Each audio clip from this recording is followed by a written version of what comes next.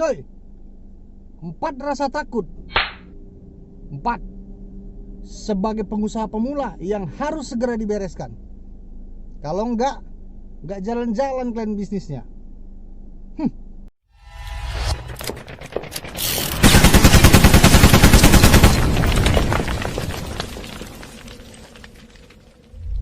Halo kawan-kawan entrepreneur, terima kasih buat kawan-kawan yang udah subscribe channel kita ini, yang udah follow Instagramku.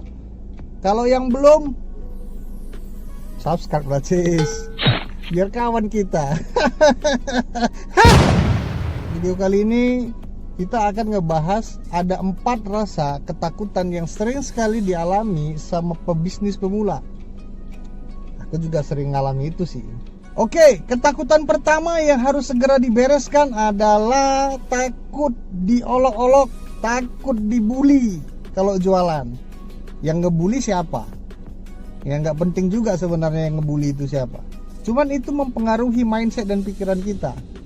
Biasanya yang mereka katakan itu seringkali, "Iya, udah jualan kau sekarang? Udah makin miskin kau ya? Udah susah kali hidup kau." Wah, pedas sekali mulutnya tuh. Kalah sambal level dewa. Ya kan? Terus dibilang dulu SMA keren, gayanya selangit, sekarang kok jualan ya? Udah makin susah aku tengok ya. Kayak gitu lagi. Terus jualan itu takut dibilang kerjaan yang gak bonafit. Kalau kayak gitu, ada pertanyaan buat kawan-kawanku semua di sini. Emang pekerjaan yang bonafit itu apa sih? Yang membuat pekerjaan itu menjadi bonafit atau tidak adalah seberapa besar penghasilan yang kita dapat. Betul ya? Sepakat ya? Oke, kalau sepakat mantap. Nah, kalau misalnya kawan-kawan semua di sini berpikir sales itu pekerjaan yang rendah karena apa? Pekerjaannya nyari-nyari orang atau nawar-nawari barang. Loh, kalau mikirnya kayak gitu, pekerjaan apa sih nggak nyari orang? Gini ya, aku dulu pernah kerja di sebuah pabrik pakan ternak. Pakan ternak itu makanan untuk ayam, yang ayam broiler lah, ayam pedaging, ayam petelur. Aku dulu kerja di sana di pabriknya. Nah, pabrik yang di tempat aku dulu bekerja itu memang membuat makanan untuk ternak. Tapi kami nggak pernah nyari ternak. Kami nyari orang yang punya ternak. Intinya tetap nyari orang. Coba kalian sebutkan satu profesi apa aja yang kerjaannya itu nggak nyari orang, nyari hantu mungkin, atau nyari binatang mungkin. Tetap aja kan, kalaupun dia bisa menghandle yang bukan orang, yang bayar dia tetap orang.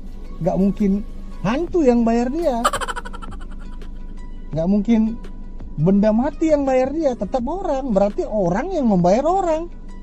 Jadi jangan coba-coba berpikir terbalik gitu. Kerjamu apa? Sales. Kau nyari-nyari orang kau kan, katanya. Ya iyalah nyari orang. Emang nyari siapa? Nyari hantu. Oke kawan-kawan, sorry ya, tadi leherku susah nengoknya. Jadi ini kayaknya udah pas nih letak kameranya. Atau mau kayak gini dulu? Oke. Nah udahlah ya, ini aja kita.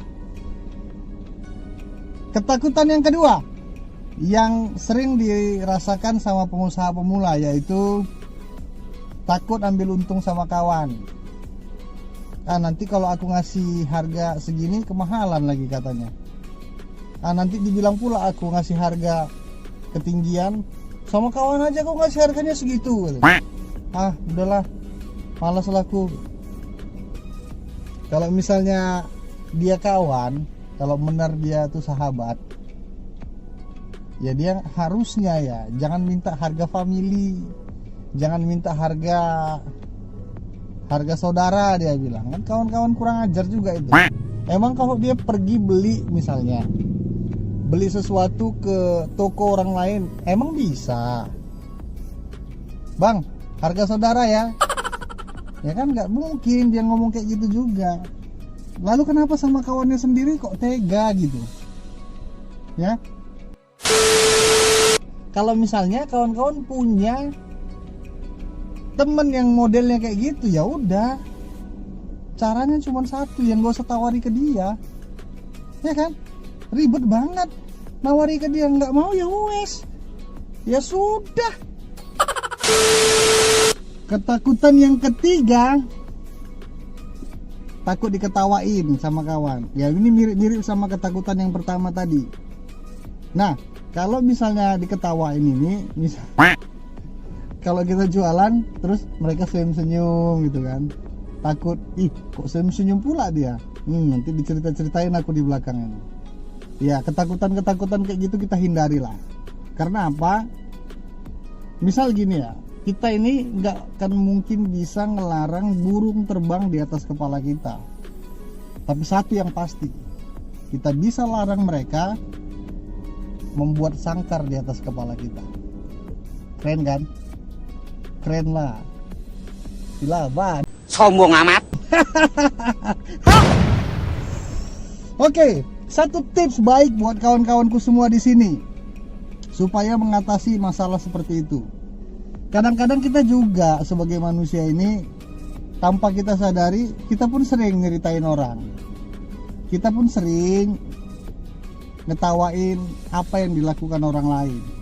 Nah, maksudku di sini adalah, ya kalau kita nggak ingin diceritain orang, nggak ingin dibahas-bahasin kehidupan atau aktivitas kita, ya kita pun janganlah ceritain orang. Kita janganlah ngetawain apa yang dilakukan orang lain. Ya, loh, kok jadi khotbah pula aku ini. Tapi oke lah, kan namanya tips ya, boleh didengar boleh enggak. Tapi aku kayak gitu kok, sebelum aku mau menceritain orang lain, aku pikir juga kan. Kemarin di video-videoku yang sebelumnya aku pernah bahas cara menjadi orang yang menjadi pribadi yang menyenangkan. Ya, sebelum kita melakukan sama orang lain, ya kita pikirin dulu orang lain itu suka nggak, atau kita suka nggak kalau kita yang digituin orang lain. Ya aja. Tapi tengok nantilah, entah bisa tangga aku, bro, nggak nyeritain orang lagi. Ya udah, nggak apa-apa. Kalau udah hobi, bilang apa? Cuman ya kalau kita diceritain jangan baper, jangan tersinggung. Iya. Oke. Ketakutan yang keempat adalah takut ditolak. Ini ketakutan yang paling sering ditakutin sama pebisnis pemula seperti kita ini, ya kan? Takut kalian kan kalau takut ditolak kan? Ini hal yang menjengkelkan sih sebenarnya, kalau misalnya kita nggak bisa kontrol di hati sama di pikiran. Kenapa aku bilang kayak gitu? Ditolak itu memang sakit. Kalau motivator lain bilang ditolak itu wajar, kalau Frans Silaban bilang ditolak itu harus. Sok hebat kau katanya. Iya, memang dari dulu aku sok hebat. Kenapa aku bilang kayak gitu? Ditolak itu harus, bukannya wajar. Namanya sok paten-paten dikit ya nggak apa-apa lah, ya kan? Iya. Kenapa aku bilang kayak gitu? Karena bayangin aja, kalau kita ini sebagai sales, lalu kita bandingkan ke profesi petinju misalnya. Emang iya, boleh nggak kalau misalnya kita sebagai petinju ini mau main sama lawan kita, tanding gitu, terus ketika kita dipukul,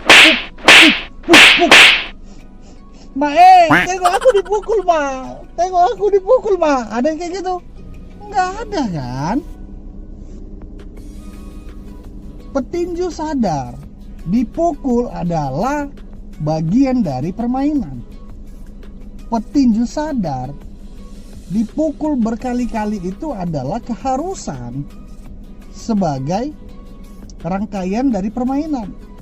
Loh kok harus pula? Iyalah, promotor mana mau kalau kita aja yang mukul itu, sampai pingsan dia, kita aja yang mukul terus. Mana mau ada yang nonton? Ya nggak seru filmnya atau nggak seru acaranya. Makanya kalau misalnya petinju yang besar lawan petinju yang kuat, yang sama-sama besar, itu bayarannya mahal. Kalau petinju yang kuat ketemu sama petinju yang lemah, itu nggak ada yang mau nonton, ya nggak ada yang mau bayar kan. Gitu aja, makanya harus. Yang kedua, hobi kalian. Aku termasuk orang yang hobinya main catur ya, karena aku suka tentang strategi-strategi. Nggak pandai sih, cuman tahu-tahu aja main catur sedikit. Nah, kalau aku lihat lawan yang mau ngajak aku main catur ini, aku lihat skillnya di bawahku jauh, aku nggak mau main sama mereka. Sombong amat. Karena ngelawan yang baru tahu melangkah misalnya. Melangkahnya udah tahu, cuman baru tahu ngejalan nih, belum paham strategi. Mau kalian? Kalian lah yang ngerti ya, kawan-kawanku semua yang nonton video ini yang ngerti main catur. Mau nggak kalian ngelawan sama orang yang nggak ngerti main catur? Kalian pun nggak mau kan? Ya sama bro, sis, coy, kawanku, jualan juga gitu. Kalau misalnya kita jualan terus langsung berhasil terus, walaupun nggak pernah ada itu ya, nggak enak juga. Rasanya kalau nggak ditolak itu nggak nikmat gitu loh. Ditolak itu bagian dari proses jualan. Ditolak itu harus. Kalau misalnya laku ya syukur gitu.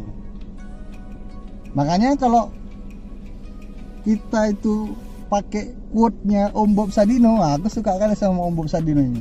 Dia ngomongnya gini, aku ini jualan cari rugi. Aku jual kalau mau, syukur. Kalau nggak mau ya nggak apa-apa. Namanya jualan cari rugi, dia bilang. Itu mindset aja sih, walaupun nggak betulan juga dia jualan cari rugi. Ya kan kawan-kawanku semua. Jadi di sini kawan-kawan yang takut ditolak ini adalah kawan-kawan yang nggak merasakan indahnya atau nikmatnya ditolak. Wih, mantap kali kawanku ini ya. Ngomongnya udah macam waduh pengen kutumbuk kan. Jadi gitulah ya. Ada 4 ketakutan yang harus kawan-kawan hindari dan bereskan di hati dan pikiran kawan-kawanku semua agar bisa berhasil dalam bisnis. Ketakutan yang pertama, takut diejek, takut diolok-olok. Ketakutan yang kedua tadi apa tadi? Lupa aku. Goblok. Sorry, bentar. Ketakutan yang kedua, takut ambil untung sama kawan, ya. Ketakutan yang ketiga, takut diketawain, yang mirip-mirip sama ketakutan yang pertama. Ketakutan yang keempat, takut ditolak. Jadi 4 ketakutan itu aku sudah coba menjelaskan satu demi satu, merubah mindset di kepala kita untuk mengatasi rasa takut sebagai pebisnis pemula yang akan mengganggu proses jalan suksesnya kita berbisnis, yang akan mengganggu jalan suksesnya kita mencapai impian-impian kita yang akan kita mau kejar di bisnis ini. Memang semuanya nggak ada yang mudah. 1 tahun pertama kawan-kawanku semua adalah proses di mana rasa sakit itu harus dilewati. 1 tahun pertama rasa sakit itu harus kawan-kawan nikmati, karena no pain no gain. Karena bersakit-sakit dahulu, bersenang-senang kemudian. Jadi itu yang bisa aku sampaikan ke kawan-kawanku semua. Hilangkan, matikan rasa takut itu agar kita bisa sukses bersama-sama untuk menuju pencapaian mimpi-mimpi kita yang belum tercapai selama ini. Udah kayak motivator-motivator besar itu aku ya. Tapi itulah kawan-kawanku semua. Kalau kawan-kawan semua tertarik dengan tema-temaku tadi atau ceritaku di video ini, share lah ke grup-grup kalian. Semoga banyak kawan-kawan semua yang terbantu lagi motivasinya, semangatnya, daya juangnya untuk memperjuangkan mimpi-mimpinya. Subscribe, like, follow Instagramku biar makin dekat kita. Ya. Oke ya, udahlah, udah banyak kali ketawa-ketawa hari ini. Itu karena aku nikmatinya berbagi konten ini sama kawan-kawanku semua di sini. Jadi itu dulu yang mau aku bagi sama kawan-kawanku semua. Salam kaya bahagia buat kawan-kawanku. See you next time.